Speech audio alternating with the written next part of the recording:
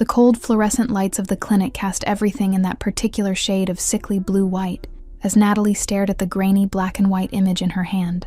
A baby, her baby, a tiny bean-shaped cluster of cells that would become a person, growing inside her just 8 weeks along.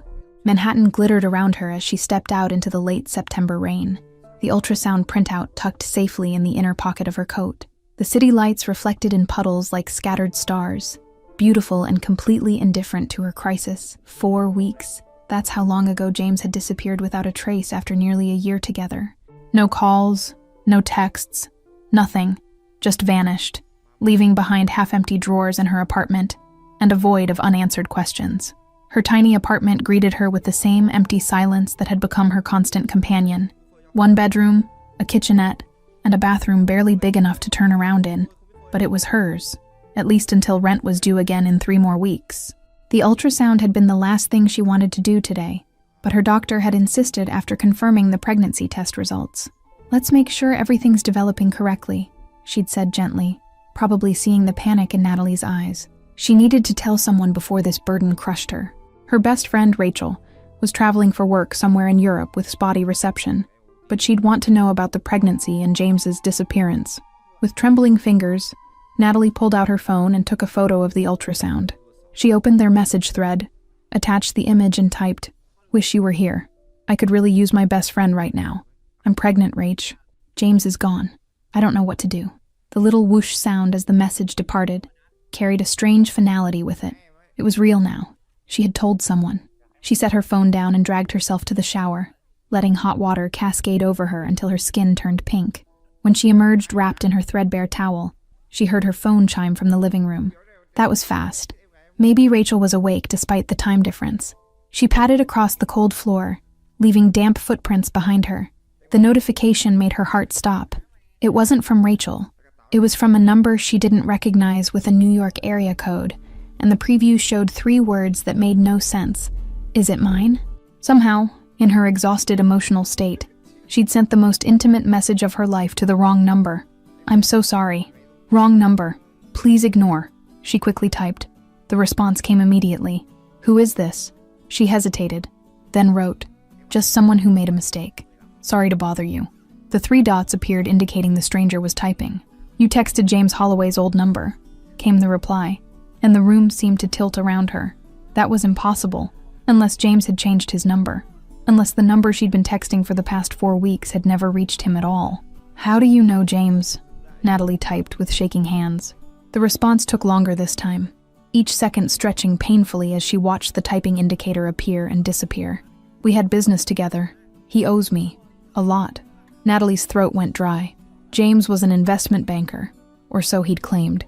They'd met at a coffee shop near the financial district, his expensive suit and confident smile a stark contrast to her bargain rack dress and nervous demeanor. "What kind of business?" she asked, though a voice in her mind screamed at her to stop, to block this number, to forget this conversation was happening. The answer chilled her. "The kind people don't walk away from." "I don't know where he is," she typed truthfully. "He disappeared 4 weeks ago. I haven't heard from him since." The response was immediate. "But you're carrying his child." The certainty in those words made her skin crawl. Before she could respond, another message appeared. "You live at 1843 Astoria Boulevard, apartment 4B. You work at Hazen Wilson Law Firm on 52nd Street. You leave your apartment at 7:15 every morning and stop at the corner cafe for a large vanilla latte." Ice flooded her veins as the next message came through. "I know everything about you, Natalie Reynolds. And now I know about the baby, too." They knew her name. They'd been watching her for how long? Days? Weeks? "What do you want from me?" she managed to type, her fingers numb with fear. The answer came swiftly. "Information. James stole something valuable before he ran. 2 million in data that could destroy everything I've built. I want it back." "I don't have any money or information," she protested. "I barely knew James, it seems. Whatever he took, he didn't give it to me." The typing indicator appeared again, disappeared, then reappeared. "Maybe you don't know you have it. We need to talk in person." The sudden pounding at her door made her scream. "Miss Reynolds," a deep voice called through the thin wood. "We need you to come with us." She backed away, looking frantically for a weapon, her phone, anything to protect herself. "I've called the police," she lied, her voice breaking. A laugh from the other side. No, you haven't. Now please open the door before we open it for you. The man's voice became softer, almost gentle. Mr. Blackwood sent us to bring you to him. He's very interested in meeting the mother of his business partner's child. As they escorted her downstairs and out to a black SUV with tinted windows, Natalie caught sight of something that hadn't been there before. The sleek, menacing silhouette of a private jet waiting on a nearby airstrip, its engines already humming with anticipation. The jet sliced through the night air with a rhythmic hum that vibrated in Natalie's chest as she sat rigidly on the leather seat. Through the window, she watched New York City transform beneath them, the familiar grid of streets shrinking away as they rose higher, the city becoming a sprawling constellation of lights. They approached what appeared to be a large estate north of the city, situated on a cliff overlooking the Hudson River. A landing strip glowed with perimeter lights on impeccably manicured grounds, the property radiating the kind of wealth that didn't need to announce itself. A slender woman in her 50s with silver-streaked hair pulled back in a severe bun met them at the entrance. "Ms. Reynolds," she acknowledged with a slight accent Natalie couldn't place. "Follow me, Mr." Blackwood doesn't like to be kept waiting. The interior was even more impressive than the exterior. Soaring ceilings, marble floors, artwork that looked museum quality. Yet despite the grandeur, there was a sterility to the place, as if it were a stage set rather than a home. "Who is Mr. Blackwood?" Natalie finally asked, her voice sounding small in the cavernous space. The woman didn't slow her pace or turn around. "You'll find out soon enough." She led Natalie to a set of double doors at the end of a long hallway, where she stopped and knocked softly. After a moment, she opened one door and gestured for Natalie to enter before closing it behind her, leaving her alone in what appeared to be a study. The man who entered moved with the quiet confidence of a predator, unhurried, deliberate, aware of his power. He was taller than she expected, broad-shouldered but lean, dressed in a charcoal suit that had clearly been tailored to fit his frame perfectly. Dark hair with threads of silver at the temples framed a face that might have been carved from stone, all sharp angles and planes, with deep-set eyes that studied her with unsettling intensity. This, then, was Blackwood, and he didn't look like what she'd imagined a mob boss would look like. "Miss Reynolds," he said, his voice a low baritone with just the faintest trace of an accent. "Thank you for joining me this evening," as if she'd had a choice. He gestured to one of two leather armchairs positioned near the unlit fireplace. "Please sit. Where is James?" she asked, surprising herself with her boldness. Blackwood studied her for a long moment, taking a sip of his drink before answering. "I was hoping you might tell me that. I told you already. I don't know. He disappeared 4 weeks ago. No warning, no explanation." Her voice cracked slightly. "I thought he loved me." A bitter smile curved his lips. "James Holloway is very good at making people believe what he wants them to believe." "What did he do to you?" she asked, clutching the water bottle he'd offered tightly. Blackwood leaned forward, his eyes never leaving hers. "James worked for me for 5 years. He was brilliant with numbers, with finding patterns where others saw only chaos. I trusted him with my financial operations. And then 4 weeks ago, he disappeared with 2 million of my money and information that could destroy everything I've built," Blackwood continued, watching her reaction carefully. "The question, Ms. Reynolds, is how much you know about any of this." "Nothing," she insisted, her voice steadier than she felt. "I thought he was an investment banker. We met a year ago, started dating. He moved some things into my apartment 6 months ago, but kept his own place too. He said it was closer to work. I guess that was just another lie." "You never questioned where his money came from? The lifestyle he maintained?" Natalie looked down at her hands, shame washing over her. "I assumed he was good at his job, that he came from money. I didn't want to look too closely. Things in my life were finally going well. And now you're pregnant with his child," Blackwood stated, his gaze dropping briefly to her stomach. Natalie nodded, unable to speak past the lump in her throat. He stood suddenly, moving to the windows, his back to her as he looked out at the river. "Do you know why I brought you here, Natalie?" The use of her first name startled her. It sounded intimate, almost tender coming from him. "Because you think I have what James stole?" she answered. "But I don't. I would tell you if I did." He turned to face her, his expression unreadable. "I believe you, but James Holloway will come back for you, and when he does, I'll be waiting." Understanding dawned, horrible and clear. "You're using me as bait. I prefer to think of it as providing you with protection while we both wait for James to make his next move," Blackwood replied. "If I hadn't sent my men to collect you, Someone else might have. James didn't just steal from me. He sold information to rivals who wouldn't hesitate to use you to get to him. For the next 3 weeks, Natalie lived in a strange limbo of luxury and confinement. Her gilded cage was comfortable beyond anything she'd experienced, but it was a cage nonetheless. She was permitted to walk the grounds during daylight hours, always with security personnel nearby. She could read books from Blackwood's extensive library, watch television in a lavish media room, even swim in the indoor pool overlooking the river. But she couldn't leave or contact anyone from her former life. Her old existence was slipping away like sand through her fingers. Each evening, Blackwood would join her for dinner, their conversations gradually evolving from tense silence to cautious exchanges. He was surprisingly well-read, knowledgeable about art, literature, and history, a cultured man beneath the dangerous exterior. "You have an appointment tomorrow," he informed her one evening as they finished their meal. "With my personal physician.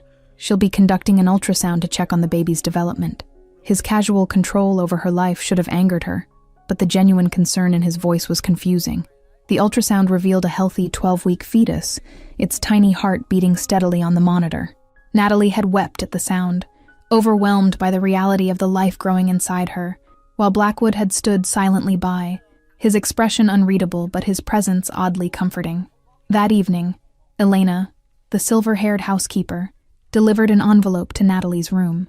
Inside was a single sheet of paper with a printed message. "I know where you are. I'm coming for you. Tell no one. Jay." Her heart raced as she read the words, hope and fear warring within her. James had found her. He knew she was with Blackwood, and he was planning to rescue her, or so she thought.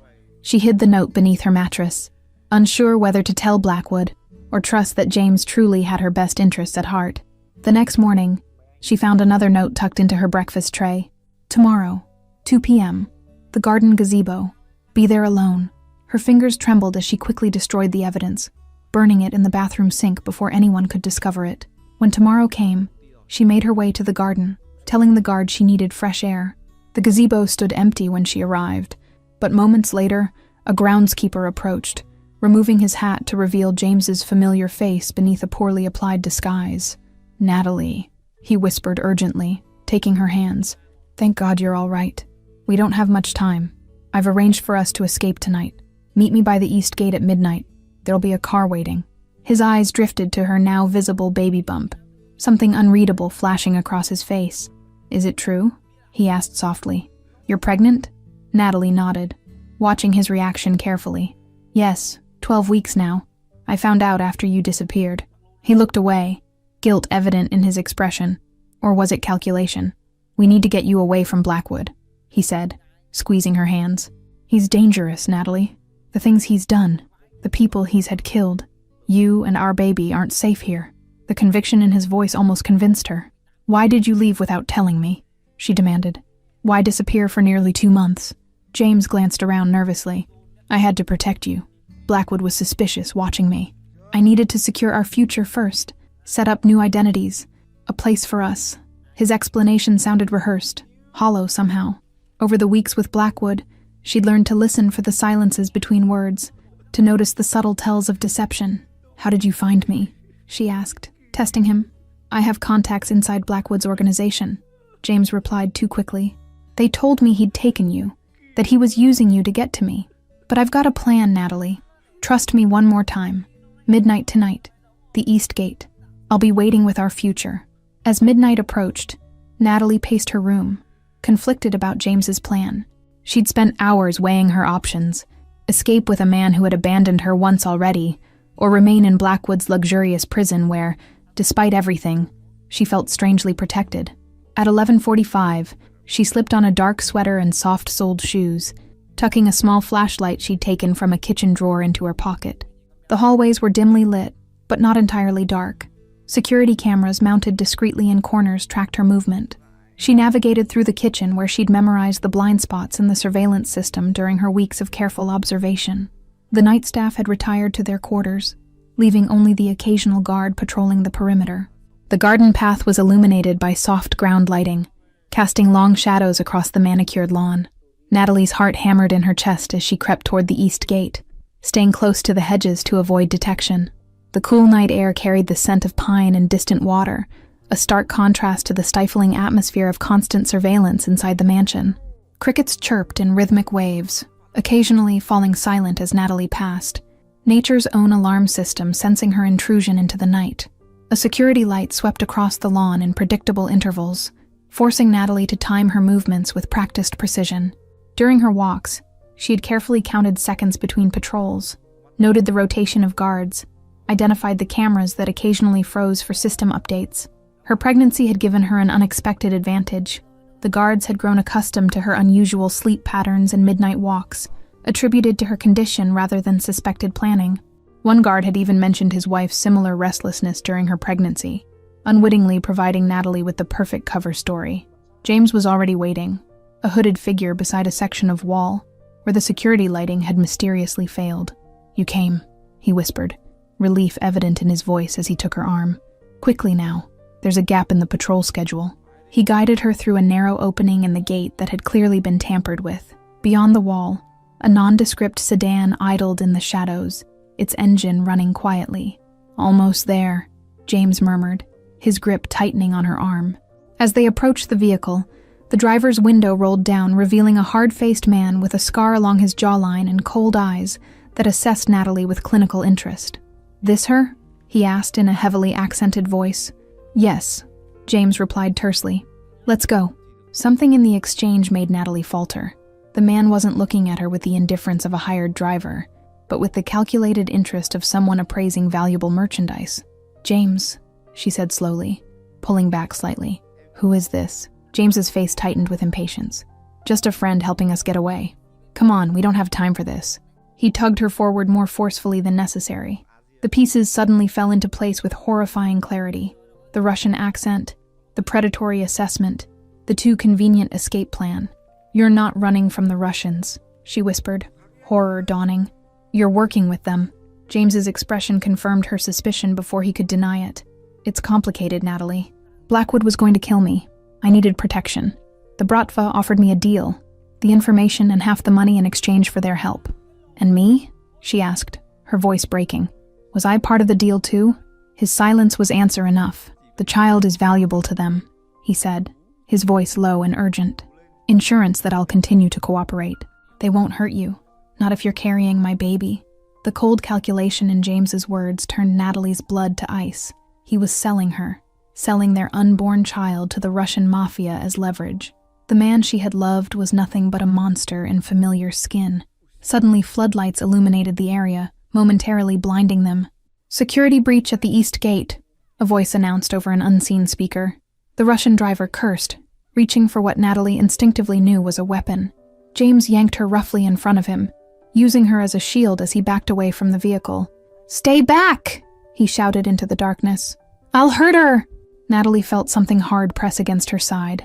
A gun she hadn't known he was carrying. "Let her go, James." The voice was calm, authoritative, cutting through the chaos like a blade. Blackwood emerged from the shadows, his posture relaxed, but his eyes deadly serious. "It's over." Behind Blackwood stood a semicircle of security personnel, their weapons drawn but held at careful angles. Trained professionals who understood that Natalie's safety was the priority. Among them, she recognized Elena, the silver-haired housekeeper, now holding what appeared to be a small tactical device. Floodlights from multiple angles eliminated all shadows, creating a stark tableau against the estate's stone wall. James trapped in a pool of unforgiving light that revealed every twitch of desperation on his face. The Russian driver remained in the vehicle, hands visible on the steering wheel, a red laser dot dancing on his temple. Night birds scattered from nearby trees, their wings creating momentary shadows across the scene, nature itself seeming to recoil from the human drama unfolding below. The estate's warning system emitted a low, persistent tone that Natalie had never heard before, a sound she would later learn signaled a breach of the innermost security protocols. "Stay back, Blackwood," James called, his voice edged with panic. "I'll do it, I swear to God!" Blackwood continued his slow approach, his gaze locked on James. "No, you won't, because the moment you harm her, you lose your only bargaining chip." Natalie could feel James's heart hammering against her back, his breath coming in rapid gasps as his carefully constructed plan disintegrated. "I want safe passage," he demanded. "A car, clear roads to the harbor. Then you get your flash drive back." Blackwood stopped about 10 feet away, his expression almost pitying. You really don't understand your position, do you? The Russians have abandoned you. Your driver is being detained. My men control every exit. There is no escape. In the split second of James's distraction, Natalie drove her elbow back into his solar plexus with all her strength, a move Blackwood had taught her during one of their self-defense lessons. James's grip loosened just enough for her to tear free, dropping to the ground as security personnel swarmed forward. They subdued James with brutal efficiency, disarming him and forcing him to his knees. Blackwood appeared at Natalie's side, helping her to her feet with surprising gentleness. Are you hurt? He asked quietly, his eyes scanning her for injuries. No, she whispered, though in truth she felt broken in ways that had nothing to do with physical pain. Blackwood nodded, his expression softening slightly. You did well, Natalie. Very well. Playing along until you were certain of his intentions. She looked up at him, suddenly understanding. You knew he would try to contact me. You let it happen. Blackwood didn't deny it. James was always predictable in his desperation. Using you and the baby as leverage was exactly the kind of gambit he would attempt. What happens now? Natalie asked as the SUV pulled away from the scene, leaving James in the custody of Blackwood's security team. Blackwood was silent for a moment, his gaze fixed on the night landscape passing outside the window. That depends on you, he said finally. The immediate danger has passed. James will give us what we need to neutralize the Russian threat. You could return to your life if that's what you want. The offer of freedom should have filled her with joy, but instead, it left her feeling strangely hollow. Return to what? She asked softly. My tiny apartment? My mundane job? A life where I would raise a child alone, always looking over my shoulder? And if that's not what I want? She asked, hardly believing her own boldness. Blackwood turned to her then, his dark eyes holding hers with an intensity that made her breath catch.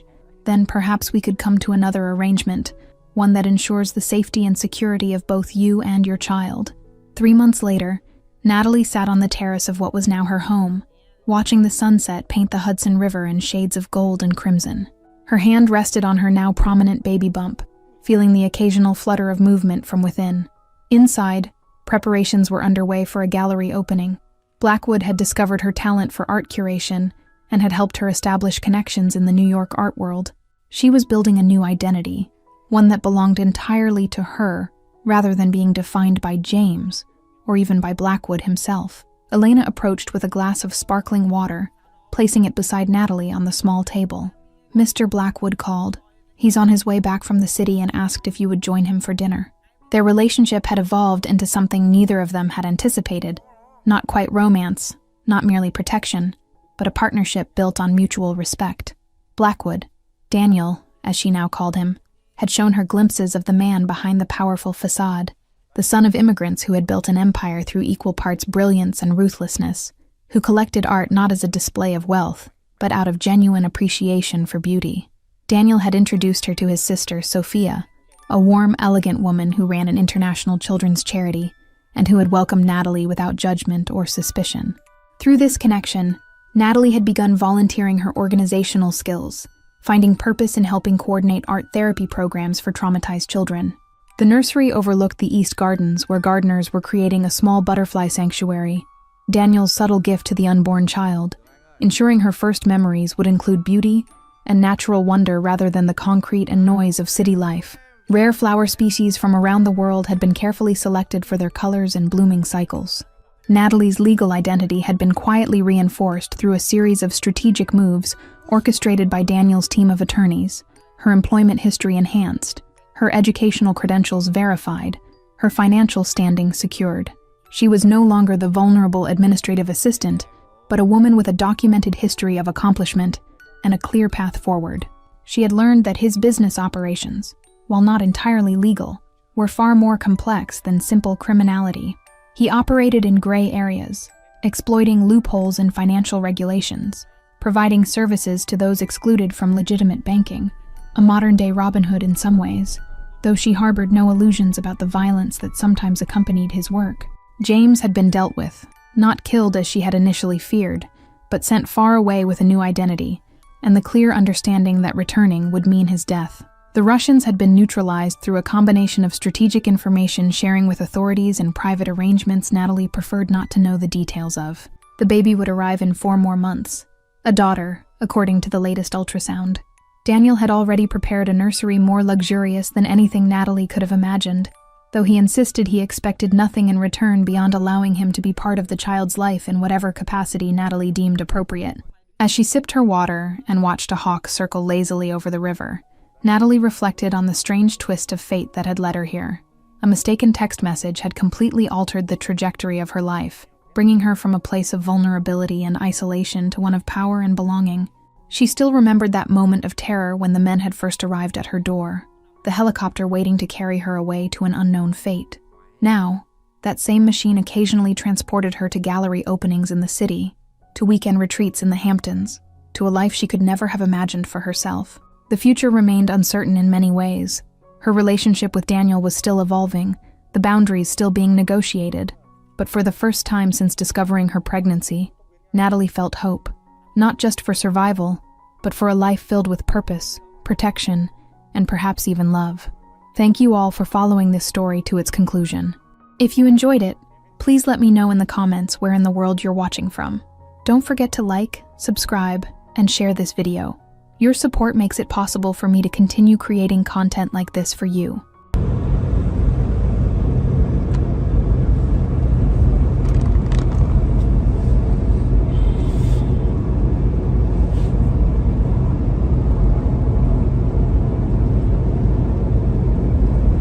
Зайдем, посмотрим, как у них трансляция началась.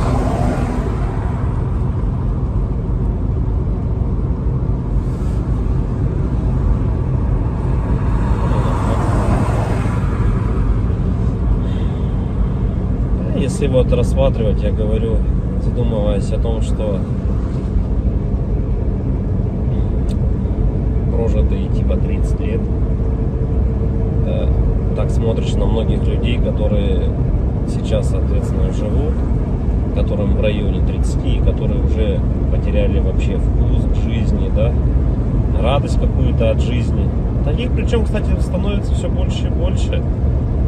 Мне кажется, этот средний возраст, когда говорили, что начинается вот этот кризис среднего возраста, он тоже сместился, как и говорят, что сейчас люди, в принципе, быстрее взрослеют, быстрее осмысливают все, да, почему-то это всегда все в плохом больше ключе на самом деле, да, вот что сейчас дети, к примеру, быстрее взрослеют, вот, и мне кажется, кризис вот этот среднего возраста, он, наверное, тоже сместился, и вот я думаю, что он сместился где-то в районе 30 лет. Опять-таки, это тоже не со всеми, наверное, связано. Не у всех людей так, все люди разные. И когда приходишь к той мысли о том, что помимо того, что люди сами по себе стали такие вот, наверное, депрессивные, да, времена такие сложные, да, вот это вот еще извне много каких вещей случается, на данный момент, которые людям усугубляют эту ситуацию на самом деле, вот этой депрессии, вот этих кризисов, да, каких-то переходных моментов в жизни. И непонятно, если конец этому всему, да, наступает у людей потом белая полоса в жизни, или они не могут выбраться из нее. Примеров достаточно на самом деле много. К примеру, вот сосед у меня есть такой хороший парень был. И есть, он хороший человек сам по себе. Но вот у него сейчас очень сложные времена такие, как бы дизмораль на него напала. О том, что он не реализовался в своей жизни к 30 годам, что жизнь у него кончена. И не может он выбраться из этой ситуации. Да? Как говорят, если мы говорим, что это мужики такие, да, типа слабые, да, какие-то, безморальные, как бы такие вот, что в основном это случается, наверное, зачастую, может быть, это у мужиков случается в этом возрасте, такой кризис, наверное, да? Каких-то неудач в своей жизни, не пришедших ни к чему достойному и хорошему. Но вопрос в том, что это мужики такие, типа слабые, или времена такие стали, что если вот разобраться так, вот, например, возьмем даже с древних времен, когда человеку нужно было добывать пищу самому, да, там убивать мамонтов, мужику стоило там сходить на охоту. Да, на охоту он сходил, кого-то там добыл добычу, принес домой, да, что-то где-то там поделал дома, и все как бы. Ну и это возможно как работа тоже на ежедневной основе, да, была. И как бы мужик в то время считался, но еще воином были, они воинами были, не воевали, да. В любом случае это все такая в основном физическая была работа, типа стратегии именно добычи пищи какой-то себе. Ну, тут вот требовалось, возможно, какое-то знание, да, тут я не спорю. Но в основном это была физическая работа. Если взять, к примеру, не такие далекие времена, когда там люди вот только выходили из пещер, да, взять даже, допустим, 50 лет назад, 100 лет назад, да, когда люди работали на заводах, и что тогда считалось именно мужиком, да, таким. Разница была, наверное, с нынешними временами в том, что если ты работал, к примеру, на заводе на каком-то, то тебе было этого всего достаточно. То есть ты уходил на завод, отработал свое время, да, пришел домой, какие-то тоже там, может, домашние дела, и, ну, и этого тебе было достаточно на самом деле. Как бы и все, и заключалась вся суть именно мужчин, ну вот, как бы устроиться, главное, на завод и работать физически, опять-таки, да, получить какое-то образование, так, ну, как бы среднеспециальное, к примеру, да, какой-нибудь токарь, идти на завод, отработать там 8-12 часов. Ну, это не легкая работа, я не спорю тоже с этим. Но опять-таки, этого зато было достаточно. Человек уходил, он отрабатывал там 12 часов и понимал, что ему будет всего достаточно. Ради этого и была, наверное, главная и основная мотивация. Да? И если перенесемся мы, наверное, в наше время уже, сейчас, на данный момент, то есть люди просто не знают на самом деле, как заработать, как получить жилье, как получить новый автомобиль. То есть способов получения данного результата его нету как такового. Это говоря о том, что ты будешь ходить на работу по 8, по 12 часов, допустим, сутками там работать, да, ты не заработаешь на машину, заработаешь ты на нее через 5 лет, если ты там не будешь ни пить, ни есть, как бы, да. Ну ладно, если вообще не тратить деньги, то заработаешь год. Ну такого же невозможно, это же только где-то в сказках. С учетом нынешних трат, то есть даже при зарплате какой-то средней, там 100 тысяч рублей, ну где-то 60, где-то 70, где-то 80. Возьмем от 60, наверное, до 120. То есть, к примеру, достижение результата такой, как, к примеру, квартира, недвижка какая-то своя, это кредиты, ипотеки. То есть вот здесь и сейчас ты берешь. И залазя все глубже и глубже, то есть, как сказать, взял ты, к примеру, себе недвижимость, да, в ипотеку, пусть оно будет так. Помимо тех трат, к примеру, помимо этой ипотеки, там, ремонт и так далее, тебе за эти 20 лет нужно и телефоны менять, и одежду менять, и так далее, там, кушать надо. Машины также в этот же момент менять тебе надо. И то есть это кабала на самом деле такая, она дизморальная. И к чему это все? Что же значит мужик в наше время? который ходит на завод, работает 12 часов, а денег у него все равно нету. Как бы добычу он принести уже не может, да? Ну, типа, он может сходить в лес, но от этого толку особо не будет. И, наверное, сам интернет, во-первых, расфорсил вот это вот все, то, что люди должны зарабатывать какие-то миллионы. Они должны зарабатывать. Это было бы шикарно, если бы каждый зарабатывал. Но каждый по своей сути не может столько зарабатывать, да? Потому что не хватит денег, чтобы каждый... А может их и хватит, но никто никому не даст так зарабатывать. И вот возвращаясь, к примеру, к тому, что какая зарплата? 1300, наверное, должна быть в наше время, чтобы как бы себя, наверное, обеспечивать, да? Хорошо. Одному. И кто же тогда мужик в наше время? Типа, что он должен делать? Что он должен выполнять? Как бы, если он ходит на работу, но смысла от этого нету. Ну, как бы он есть, да, у тебя какой-то идет доход, но если его недостаточно. Смотришь другие профессии, другую работу, да,